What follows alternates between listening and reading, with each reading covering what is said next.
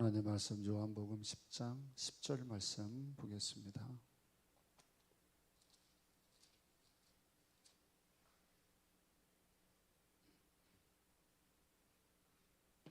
우리 같이 읽겠습니다. 시작. 도둑이 오는 것은 도둑질하고 죽이고 명령을 시키는 것뿐이요 내가 온 것은 양으로 생명을 얻게 하고 더 풍성히 얻게 하려는 것이라. 아멘. 자, 지금 우리는 성령에 대해서 배우고 있습니다. 성령 하나님께서 우리에게 이루시는 지금 중생에 대해서 여러분들하고 나눴습니다. 자, 이 중생이라고 하는 우리 교리는 분명히 신비적인 것이고 어려운 것이지만 이것은 반드시 믿는 자에게 일어나야만 되는 일입니다. 그림을 저희가 잘 못 그리지만 그림을 일단 그려볼 테니까 이해하고 이게 그림이다 생각을 하십시오. 자, 그림입니다. 자, 여기 첫 번째 A라고 하는 그림과 B라고 하는 그림이 있는데, 일단 A는 중생을 안 받은 사람, B라는 사람은 중생을 받은 사람, 이렇게 나누겠습니다. 자, 성경에서 중생을 안 받은 사람하고 중생을 받은 사람하고는 분명하게 차이를 두고 있습니다. 그래서 이 사람을 구원을 안 받은 사람이라고 얘기를 하고 여기를 구원 받았다고 이야기를 합니다. 또한 A라고 하는 사람을 육적인 사람이라고 표현을 하고 중생함을 받은 사람을 영적인 사람이라고 표현을 합니다. 그래서 A라고 하는 사람과 B라는 사람은 확실히 다릅니까? 다르지 않습니까? 확실히 다릅니다. 절대로 같을 수가 없습니다. 이것은 너무나 일단 여러분의 머릿속에 중요하게 두고 있어야 될 부분들입니다. 그러니까 여기 있는 사람은 100%입니다. 여기 있는 사람을 이해할 수 없습니다. 왜냐하면 이 사람들에게만 가지고 있는 특징이 뭐냐면 영적인 존재입니다. 영적인 사람들입니다. 그러니까 육적인 사고방식을 가지고 있는 사람은 절대로 이것을 볼 수도 없고 느낄 수도 없기 때문에 말이 안 통합니다. 둘이 결혼하면 어떻게 될까요?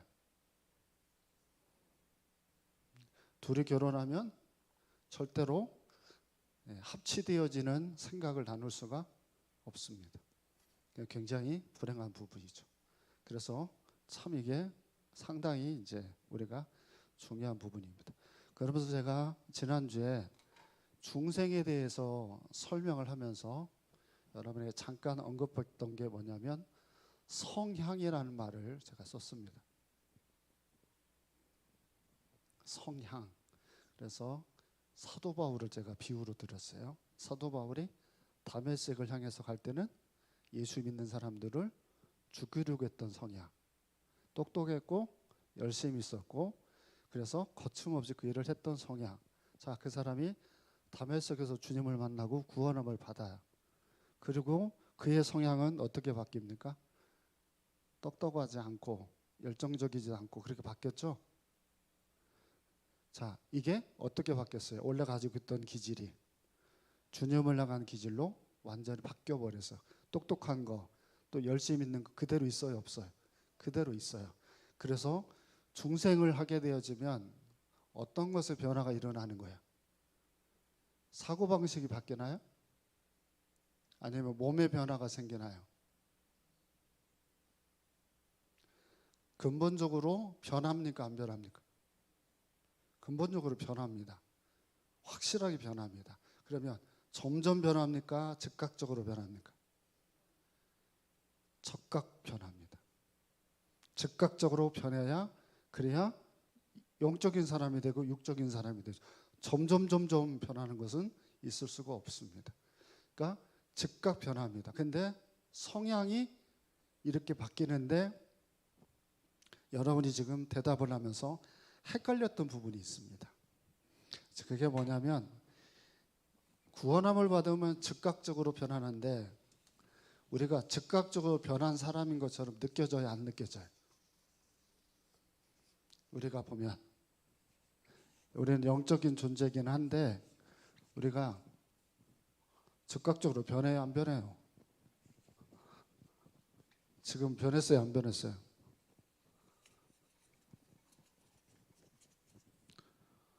이 칠판이 왜 이렇게 돼 있지?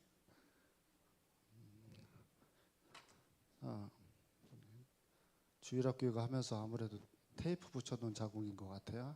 하여간 자 지금 이제 설명을 해야 되는데 이게 또 이제 예민한 저로서는 이게 또 신경이 굉장히 많이 쓰입니다. 자 일단 성향이 바뀌었어요. 성향이 바뀌었는데 성향이 바뀐 것을 설명을 제가 하려고 해요. 일단 에스겔서 36장 26절 말씀 하나를 보겠습니다. 유명한 말씀인데 36장 26절 시작.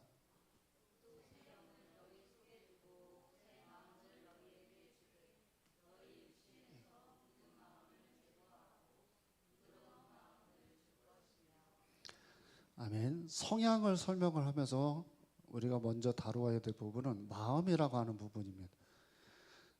구약 성경에서 마음이라는 이 히브리어가 등장할 때는 뭘 지칭하냐면 우리는 보통 이렇게 마음 하면 그냥 우리 안에 감정 뭐 이 정도로 우리가 이제 생각을 할 거예요. 근데 히브리어에서 이 마음이라는 걸 나오면 항상 뭘 얘기하냐면 전인격을 설명을 합니다. 그러니까 사람 안에 있는 그 전인격을 설명을 해요. 그러니까 마음이 자, 굳은 마음에서 어떻게 바뀌었어요? 부드러운 마음으로 바뀌었죠. 그러니까 굳은 마음은 아까 말한 구원받지 못했던 육적인 마음을 말하고 부드러운 마음은 영적인 마음을 말해요. 그러니까 전인격이 변해서 하나님을 생각하는 마음들이 생깁니다. 자, 그런데 전인격을 가지고는 있지만 전인격이 어떤 상태로 어떻게 변하는지 참 이걸 우리가 이해를 해봐야 돼요. 그래서 우리 같은 생각을 가진 사람이 예수님에게 질문을 합니다. 요한복음 3장 8절을 보겠습니다. 니고데모가 질문하는 것에 대한 예수님의 대답이 나옵니다. 요한복음 3장 8절. 자, 읽어보겠습니다. 시작.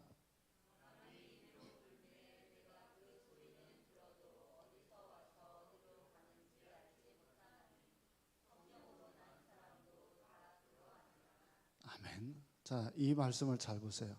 이게 뭐냐면 질문을 했어요. 니고데모한테. 거듭난 게 그러면 도대체 뭐냐고 설명을 하니까 예수님이 대답을 하면서 야, 바람이 어디서 와서 어디로 가는지 아니? 라고 하는 질문을 하면서 성령으로 난 사람도 어떻게 해서 그 사람이 생겼는지는 오직 성령을 통하지 않고는 알 수 없다. 이제 이렇게 설명을 합니다. 그러니까 어느덧 불어들 와가지고 바람에 따라서 이렇게 바람에 날려서 꽃씨가 어느 땅에 딱 떨어지면 바로 열매를 맺는 게 아니라 시간이 한참 지나고 나면 꽃이 피는 그런 일들이 보통 우리 많이 생기잖아요. 자연에서도. 자, 그런 것처럼 자, 어느 순간 말씀이 그 사람에게 들어갔는지 알지 못하지만 시간이 지나면 반드시 성령을 통해서 중생받은 사람은 뭐가 생겨요? 변화가 생겨요. 성령을 통해서. 근데 그 사람이 성령을 통해서 변화된 적은 없는데 교회에서 어렸을 때부터 모태신앙으로 교회를 다녀요. 아무리 다녀도 뭐가 안 변해요? 뭐가 안 변해요? 전인격이 안 변해요. 이 성향이 아예 그 성향을 가지고 있지 않으니까 인격이 변할 수가 없어요. 그러니까 참 죄송스럽지만 성향이 근본적으로 바뀌지 않으면 그게 안 되는데 자, 여기서 여러분들이 헷갈리는 게 그거예요. 교회를 오래 다녔는데 참 보면 어떻게 저렇게 안 변할까 싶은 마음들이 있어요. 자, 뭐 이렇게 그림을 한번 이제 표현을 해보면 자, 이게 나무예요. 근데 나무에 하나를 이제 접붙입니다. 이렇게 접붙였다고 쳐보세요. 그러면 자, 이 나무에 원래 이 나무는 아니에요. 이 나무는 검정나무인데 여기에 파란 나무 가지 하나를 접붙여요. 그래서 이제 끈으로 묶어가지고 자 이렇게 해 놓았습니다. 그러면 얘는 이 파란 나무 가지는 계속해서 밑에서부터 어떤 기질이 올라올까요? 검정나무의 기질이 올라옵니다. 얘는 파란 나무인데 검정나무의 기질이 올라옵니다. 이걸 제가 야생이라고 해볼게요. 구원받기 전의 상태입니다. 구원받기 전의 상태가 계속 올라옵니다. 그러면 가만히 내버려 두면 얘가 어떻게 될까요? 그대로 그걸 가지를 쳐주지 않으면 얘는 파란 나무의 기질을 잃어버립니다. 그리고 점점 검은 나무의 기질이 생깁니다. 그래서 이 검은 나무의 기질이 올라오려고 할 때마다 이 파란 나무의 영양분이 가도록 어떻게 해야 되냐면 여러분 잘 알 거예요. 가지들이 처지는 걸 어떻게 해요? 찾고 잘라내 버려야 돼요. 그래서 오직 영양분이 얘한테만 가도록 만들어 놓아야 돼요. 흔히 우리가 말하는 자 신앙적인 면에 있어서 우리는 이걸 육이라고 얘기를 하고 이걸 성령의 인품으로 우리가 설명을 합니다. 그래서 성령의 소욕이 강해야 이제 열매들이 맺어지게 되는데 육의 소욕을 계속 허용하게 되면 성령의 가지를 쳤는데도 열매는 야생의 열매들이 생겨서 그래서 안 좋은 결과들이 우리에게 생겨요, 안 생겨요? 생겨요, 안 생겨요? 우리에게 생깁니다. 그러니까 여러분 잘 보시면 목사님 왜 나한테는 이런 근본적인 변화가 생기지 않을까요? 라고 했을 때는 다 누구 책임이냐면 여러분의 책임입니다.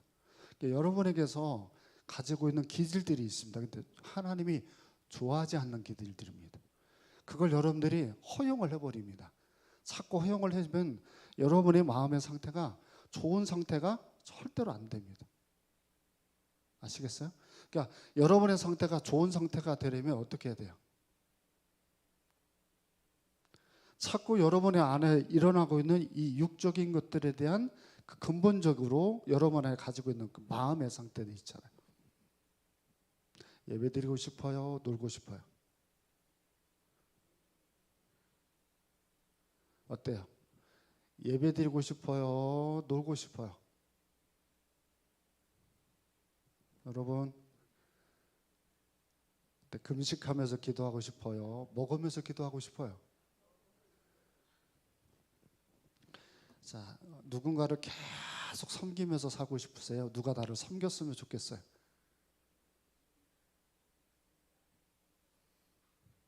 여러분들이 교회 와가지고 왕처럼 공주처럼 다 모든 사람들이 너무너무 여러분들을 다 좋아하고 사랑해주면 좋겠는데 성경은 섬기는 자가 훨씬 더 훌륭하다고 얘기를 한단 말이에요. 그러니까 여러분들 안에 자 드러나는 생각들 가장 좋은 생각들 이거 하나 예를 한번 들어드릴게요. 자 용서 잘 하십니까 못합니까? 용서를 잘해요 못해요? 그럼 용서의 반대말이 분노라고. 화를 잘 내요 안 내요? 화를 왜 내죠? 누가 우리에게 피해를 줬습니다. 피해를 주면 화를 냅니까? 용서를 합니까? 우리는 분노하기를 원하죠. 그래서 자신 있게 베드로가 예수님에게 용서를 몇 번을 하면 좋겠냐고 물어봤죠. 자신 있게 7번을 얘기했어요. 왜 7번을 얘기했을까요? 7번이면 충분하다고 생각을 한 거예요. 완전수에 속하니까. 그런데 예수님이 뭐라고 대답했죠? 70번에 7번을 해라라고 하니까 베드로의 마음속에 무슨 생각이 들어왔을까요? 예수님에 대한 분노의 마음이 일어나지 않았을까 싶어요. 내 의견을 들어주지 않으니까. 왜? 사람은 나를 증명하고 싶으니까 나에게 시비를 걸거나 나에게 손해를 주면 분노하고 싶지 용서하고 싶지 않습니다. 그런 마음이 올라오는 대로 그대로 하면 성령의 어떤 열매가 생기지 않을까요? 이거 많죠. 여러분에게 성령의 9가지 열매가 뭐가 있나 해보세요. 사랑, 오래 참음, 사랑, 희락, 화평, 오래 참음, 자비, 양선, 온유, 절제, 충성, 이렇게 해서 9가지. 자, 다른 사람과 관련된 게 많아요, 적어요? 전부 답니다. 전부 다예요. 근데 분노를 하면 다른 사람 위하는 마음이 돼야 안 돼요? 안 되죠. 그러니까 자연적으로 성령의 사람은 용서를 선택하게 돼 있습니다. 근데 우리가 왜 그게 안 됩니까? 우리는 야생의 기질을 더 좋아합니다. 최근에 드라마 중에 김부장이라고 하는 드라마가 있어요. 그래서 녹화를 해서 넷플릭스로 최찬이가 아빠 8회를 했습니다. 9회를 했습니다. 거기를 보면 소지섭인가 누군가 그 친구가 모두 다 죽여버립니다. 그 사람들의 그 여름에 그걸 보여주는 이유는 사람들은 대리만족을 하는 거예요. 이걸. 그러니까 내가 못하는 걸 TV에서 연예인이 대신해 주면서 그걸 통쾌함을 느끼도록 이렇게 만드는 겁니다. 성경적으로 맞아요, 안 맞아요? 맞지 않죠. 자, 이런 것처럼 우리는 계속해서 원래 가지고 나를 자꾸 유혹하는 그런 성향에서 나를 지켜내야 됩니다. 그래야만 우리가 좋은 사람이 될 수 있어요. 다시 아까 원래대로 돌아가서 요한복음 3장 3절로 한번 다시 가보세요. 금방 8절이니까. 자, 3장 3절 시작.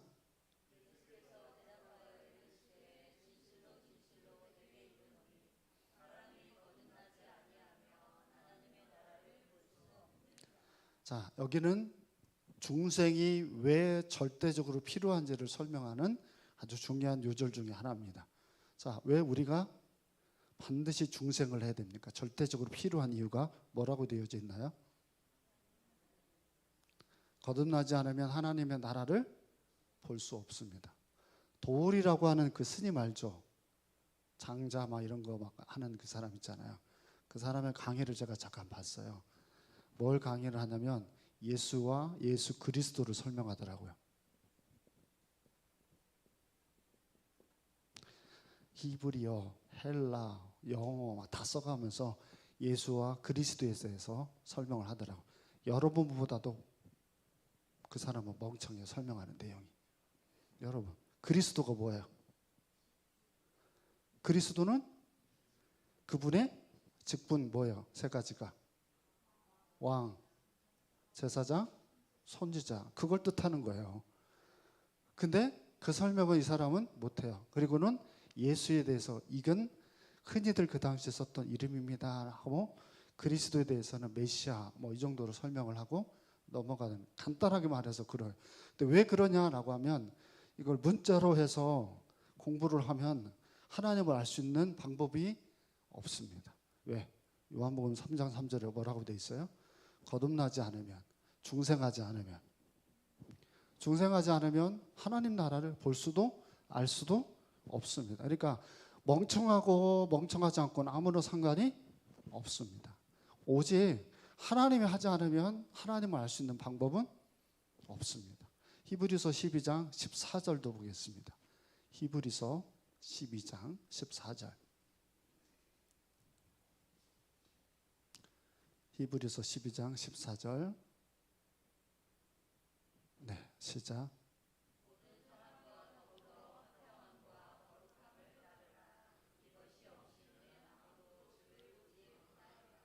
아멘. 이것이 없이는 주를 보지 못한 이 두 가지가 뭡니까? 화평함과 거룩함입니다. 이걸 두 개로 묶으면 이걸 뭐라고 얘기하냐면 역시 중생입니다. 그러니까 중생으로 거듭나지 않으면 하나님을 알 수 있는 방법은 없습니다. 천국은요, 갈 수 없습니다. 거룩함이 없으면 어느 누구도 주를 보지를 못합니다. 주를 보지 못하고 깨닫지를 못하는데 천국에 갈 수 없어요. 그러니까 천국은 반드시 이렇게 여건 같은 게 하나가 있어야 돼요. 이 여건이 뭐예요? 반드시 이게 있어야 들어갈 수 있다라고 하면 이 여건이 뭘까요? 이름이 뭘까요? 이 여건의 이름이 거룩함입니다. 하나님은 거룩하신 하나님이셔서 그분을 만나는데 우리의 죄가 씻겨지지 않고 우리가 하나님을 만날 수 있는 방법은 없습니다. 그래서 여러분이 아는 예수 그리스도께서 속죄하고 우리를 대속해서 그분을 만날 수 있는 길을 열어줬습니다. 그러니까 중생함을 받아야 될, 다시 태어나야 될 이유가 어디냐면 새로운 삶을 얻는 사람만 무슨 길을 걸어가냐면 거룩이라고 하는 길을 유일하게 걸어가는 존재들입니다. 뭐 우리 흔히 많이 얘기할 때 일단 거룩이라는 뜻이 뭐예요? 가장 흔한 말은 구별되다라고 하는 뜻을 가지고 있어요. 그럼 무엇과 구별이 되는 거예요? 육적인 사람과 구별이 돼야 되는 거예요. 육적인 사람과 우리는 다른 사람들이에요. 그러니까 우리는 그 사람들이 가지지 않은 걸 가진 사람들이죠. 나에게서 시작이 된 건 아니라 하나님이 시작을 한 거예요. 그러니까 이 거룩함을 가진 사람만 모두 천국에 들어가는데, 자, 요한복음 17장 3절에 보면 이런 말이 나옵니다. 이거 비슷한 얘기이지만 요한복음 17장 3절. 자, 시작.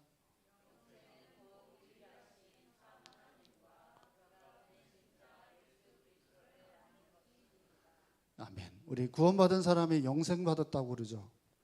영생이 무슨 뜻이에요? 영생 받았다고 그러잖아. 영생이 무슨 뜻이에요? 여기 금방 읽었잖아요. 3절에 영생이 뭐예요? 영생은 해가지고 정의를 설명하잖아요. 하나님과 예수 그리스도를 아는 것이 영생이에요. 그러니까 영생을 받았다라고 하면 그 사람들은 뭘 알기 시작하는 거예요? 하나님과 예수님에 대해서 온전하게 알기 시작하는 사람들이에요. 그러니까 하나님을 아는 사람은 당연히 하나님의 뜻을 유일하게 행할 수 있는 사람들이죠. 하나님의 뜻을 행하면 당연히 하나님이 주시는 축복을 누리게 되어지는 게 당연한 거예요. 그게 우리 아까 읽었던 요한복음 10장 10절 말씀입니다. 자, 보세요. 요한복음 10장 10절 시작.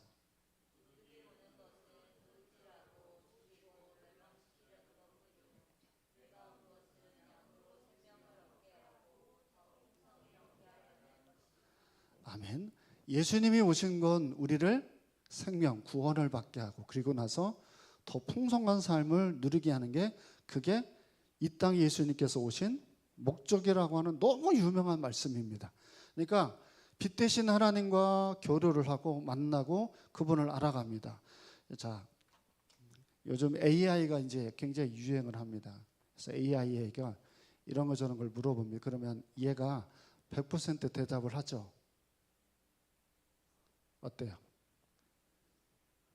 오류도 많죠. 잘못 가르치기도 해요.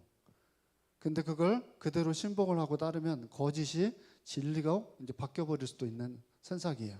근데 AI가 모든 걸 답어준다고 신봉을 해버리게 되면 골치 아프게 되겠죠. 근데 걔가 우리를 풍성하게 해줄 수 있을까요? 그 신은 하나님만 우리에게 심어줄 수 있단 말이에요. 그러니까 AI는 신이 아니잖아요. 근데 제가 볼 때는 그 자리를 노린다고 저는 생각을 합니다. 왜냐하면 교회를 다니는 사람뿐만 아니라 안 다니는 사람도 그 아이에게 물어보고 그리고 그걸 추구하도록 전 세계가 모두 거기에 포커스를 맞춰서 사람들이 훈련을 받도록 계속 가고 있습니다. 그럼 데이터에는 계속 쌓이게 되고 훨씬 더 양질의 대답을 분명히 해줄 겁니다. 그러나 근본적인 사람의 성향을 바꿀 수는 없죠. 그러니까 예수님께서 이 땅에 오신 건 2000년 전입니다. 그리고 그분이 우리에게 오셔서 우리를 영생하게 해서 저 하나님이라고 하는 존재가 어떤 분인지를 우리에게 알게끔 하기 위해서 십자가에 못 박히셨습니다. 그건 절대로 어떤 것도 대신할 수 없는 존재죠. 다시 거꾸로 올라가서 요한복음 3장 6절을 우리 한번 보겠습니다. 요한복음 3장 6절. 자, 시작. 육으로 난 것은 영이 될 수 없습니다. 영으로 난 사람만 영이 됩니다. 육과 영은 섞여질 수가 없습니다. 그러니까 좀 전에 제가 말한 것처럼 A와 B라고 하는 사람은 서로 절대로 같은 마음을 가질 수가 없습니다. 불행하지만. 그러니까 그런 사람과 결혼을 해서 살게 되어지면 무덤 앞에까지도 절대로 같은 마음을 품을 수가 없습니다. 또한 구원받지 못한 내 자녀가 있으면 기대를 접으십시오. 죄송스럽지만.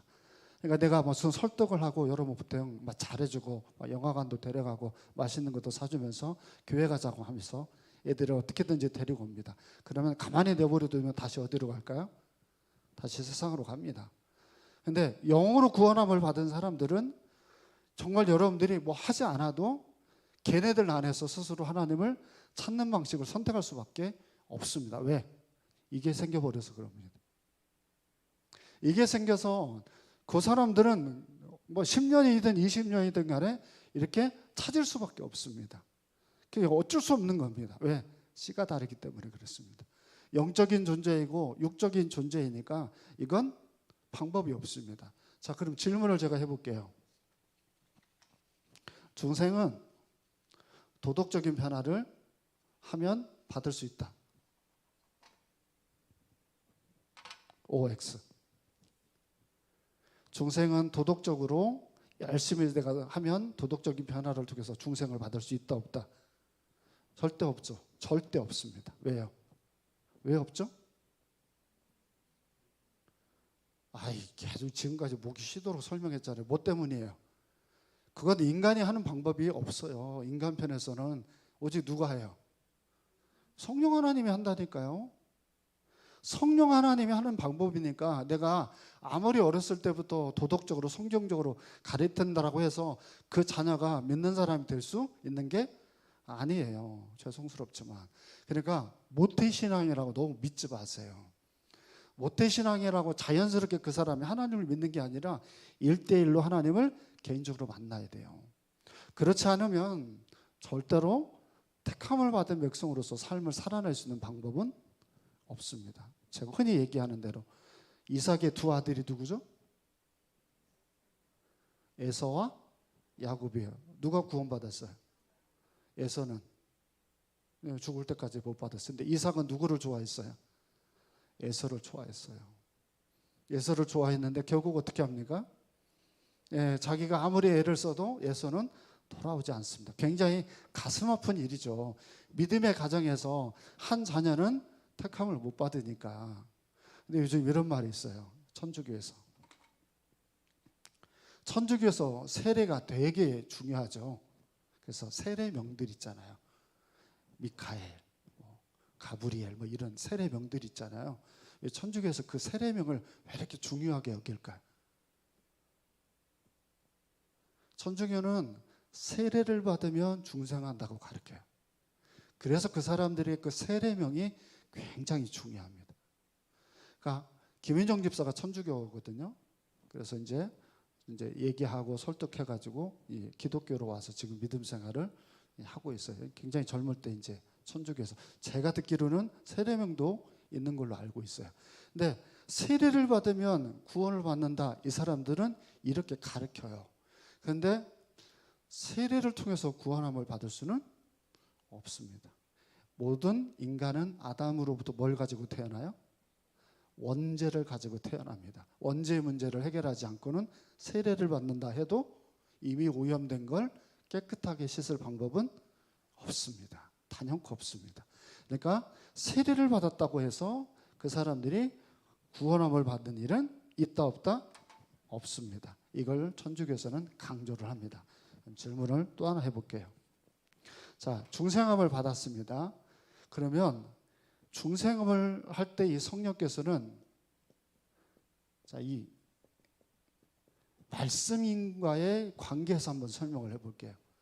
자, 성령께서는 말씀을 통해서 구원함을 준다. OX.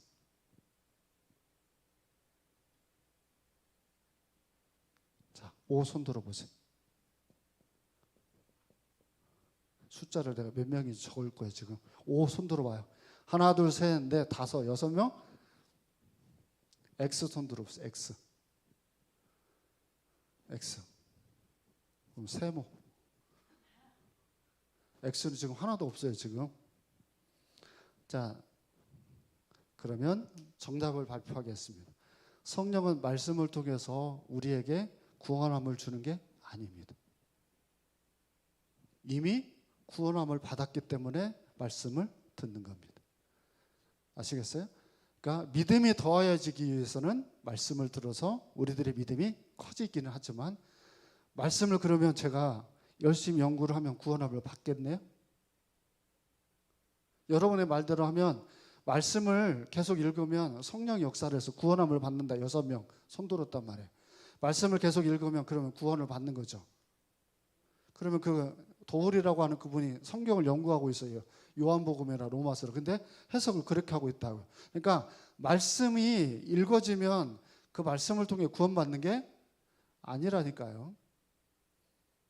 그러면 이 말씀이라고 하는 것을 우리가 읽으면 우리들의 믿음이 커지는 이유는 성령이 우리에게 이미 뭘 심어놓은 거예요. 구원함은 이미 중생을 시킨 거예요. 구원함을 받은 사람들은 성령을 통해서 말씀을 듣게 돼요. 그러면 그 말씀은 우리에게 무엇을 낳게 만드냐면 제가 아까 말한 대로 우리들의 믿음이 더해지는 과정들을 만듭니다.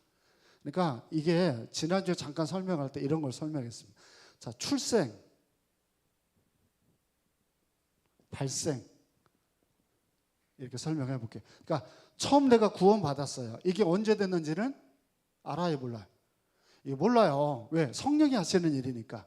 그런데 내가 발생이라는 말을 썼어요. 이게 뭐냐면 내가 처음 이제 하나님을 인격적으로 만난 그 기간이에요. 근데 나는 아무런 뭔가가 없었는데 어느 날 말씀을 듣는데 가슴에 쾅 부딪히는 거예요. 아, 이게 죄구나. 내가 이렇게 살아서는 안 되겠구나. 막 이런 날이 갑자기 나있다 딱 오는 거예요. 그럼 그 사람은 그날 구원을 받은 게 아니에요. 그 사람은 이미 언젠가 이미 하나님 앞에 이 은혜를 받았던 거예요. 근데 그게 팍 터지는 날이 언제였던 거예요? 말씀을 새롭게 들으면서 어느 날 팍 터져버린 거예요. 그러니까 자기가 언제 구원받았는지는 정확히 알기가 어려워요. 그건 성령이 하시는 일이니까. 근데 내가 구원함을 받고 나서 하나님에 대한 반응은 우리가 보통 어디에서 얘기하냐면 이때 얘기를 해요. 이때 정확하게 막 하나님의 말씀이 내 가슴에 막 부딪히고 아, 내가 이렇게 살아야 되겠다 이런 생각들이 드니까 이때가 내가 구원받은 거라고 생각을 하는데 원래는 몰라요. 근데 발생을 하면서 내가 느끼는 거죠. 자, 여기서 그러면 야고보서 1장 18절을 한번 보세요. 야고보서 1장 18절 증거를 찾아드릴게요. 1장 18절 시작.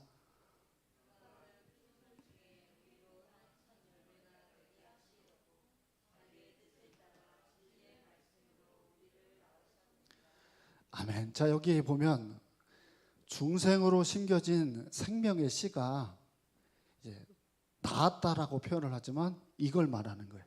발생되어지는 걸 말해요. 그러니까 구원함을 받은 사람은 자기의 뜻을 따라 진리의 말씀으로 뭐가 되어지냐면 반응이 나오는 거예요. 첫 열매의 반응이. 비슷한 말을 하나 더 찾아볼게요. 베드로전서 1장 23절도 보겠습니다. 베드로전서 1장 23절. 자, 시작.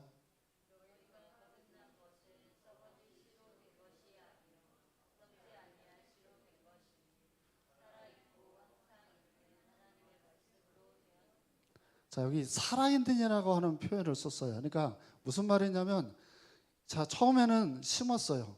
근데 이게 이 꽃으로 피어지는 것은 나중에 시간이 지나고 보니까 이렇게 만들어지는 것이고 하여튼 여기 심어졌는지는 언제 심어졌는지는 모르는데 시간이 지나니까 뭐가 생기냐면 발생이 나요. 이렇게 꽃에 대한 발생처럼. 그러니까 출생이 되어진 성령을 통해 출생이 된 사람들은 시간이 지나면 뭐가 생겨야 돼요? 하나님의 말씀으로 말씀을 따라서 말씀만을 생각하며 그 믿음이 점점 그렇게 가는 방향으로 어떻게 가는 거예요? 계속 갈 수밖에 없어요. 설령 그게 중간에 그러면 목사님 왜 신앙생활을 하다가 중단합니까? 그럼 여러분 똑같은 거예요. 자, 이게 파란 나무 가지인데 내가 하나님의 말씀을 듣는 것에 게을러요. 자꾸 예배 시간에 졸아요. 성경을 개인적으로 묵상도 하지 않아요. 그러면 우리는 계속해서 무엇이 올라와요? 육체적인 것들이 올라와요. 그래서 이게 믿는 사람인지 아닌지 구분이 안 될 만큼 자꾸 어리석은 육체의 소욕대로 살아요. 잘 아시는 분들 갈라디아서 5장에 보면 육체의 소욕의 열매들이 굉장히 많이 나와요. 성령의 소욕은 딱 9가지 간단하게 설명하지만 이 육체의 소욕으로 열매를 맺는 믿는 사람들, 이간질을 하고 이단에 빠지고 배교하고 사람들과의 관계에서도 독선을 하는 그런 형태들이 그냥 그대로 나타나는데 딱 봐도 누구냐면 안 믿는 사람이거든요. 근데 그 사람들이 깨지고 변하고 바뀌고 다시 푸른 나무에 열매가 맺는 사람으로 변화되어지는 일들도 계속 무엇과 관련이 있냐면 이하고 관련이 있어요. 말씀으로. 그러니까 하나님의 말씀을 게을리 먹어요. 그러면 가만히 내버려 두면 어떻게 돼요? 그냥 이렇게 돼요. 그러니까 여러분도 뭐 상태가 되게 좋을 때도 있지만 상태 안 좋으신 분들 손 들어보세요. 상태가 왜 안 좋아졌는지 한번 돌아보세요. 그러면 말씀이 안 들어올 뿐만 아니라 말씀대로 살지도 않아요. 그러니까 자기 마음속에 들어가는 욕구대로 여러분들이 그냥 마음 편하게 있으라고 성경은 단 한 번도 얘기하지 않죠. 어떻게 해요? 게으르지 마라. 절제해라. 마음에 근신하고 동요라. 그러니까 끌어오르는 마음대로 계속 살면 여러분들은 이 열매가 안 돼버려요. 그러니까 몸부림을 쳐서 영적인 싸움들을 우리가 해내야만 됩니다. 그러면 이제 또 다른 질문 하나를 해볼게요. 구약의 성도는 구원 받았습니까? 안 받았습니까? 자, 이것도 해봅시다. 5. 구약의 성도는 구원 받았다. 하나, 둘, 셋, 5명. 5명. 구약의 성도는 구원을 못 받았다. 하여튼 우리 교회는 X는 안 돼, 손을 안 들어요. 자, 빵. 믿음의 조상 구원 받았어요? 안 받았어요? 구원 받았어요. 이거 답이에요. 그럼 어떻게 받았어요?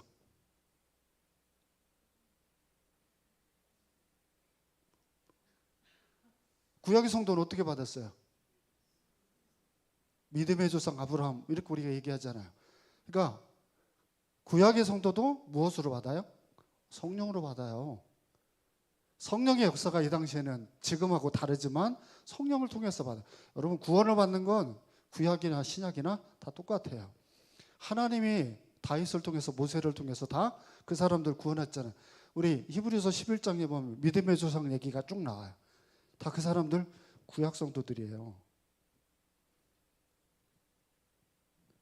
그러니까 에녹부터 시작해가지고 히브리서 11장에 보면 에녹 해가지고 뭐 해가지고 뚝쭉 막 아브라함, 사라, 모세 다 나온단 말이에요. 그게 뭐냐면 다 구약의 성도들이 구원함을 받았어요. 뭘로? 예수님이 오셔서 예수님이 속죄를 하고 그리고 구원을 받았다라고 하지만 그 당시에는 언약의 방법이 달랐어요. 그래서 성령 하나님을 통해서 그 사람들은 구원함을 받았습니다. 아시겠어요? 그러니까 그 사람들 천국 가면 만나요? 안 만나요? 만납니다. 만나요. 한번 찾아볼게요. 히브리서 11장 39절. 히브리서 11장 39절. 자, 읽어보겠습니다. 시작.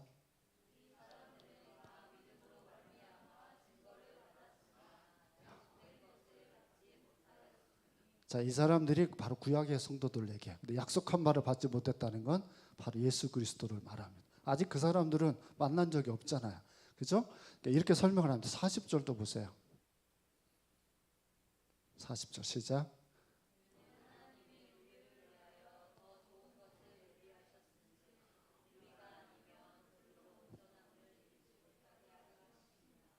아멘. 그러니까 이들은 복음에 대한 부분을 아직 듣지 못했기 때문에 그렇습니다.